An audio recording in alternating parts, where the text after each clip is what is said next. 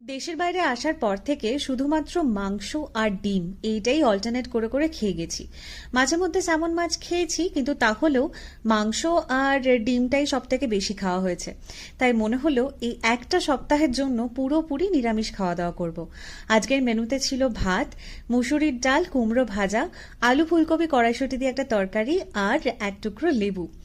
আর আমি আগেও একটা শর্টে বলেছি যে রসুন পেঁয়াজ এগুলোকে আমি আমিষের পর্যায়ে ধরি না, তাই এগুলো চলতে পারে।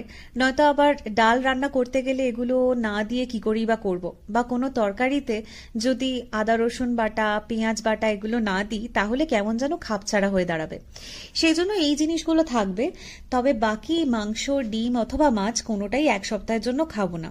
বিশ্বাস করো, আজকে খেয়ে যে পরিমাণ রিলিফ পেয়েছি না, অন্য অনেক দিন কিন্তু এরকম রিলিফ পাইনি। আমার প্লেট দেখেই বোঝা যাচ্ছে খাওয়াটা কেমন হলো।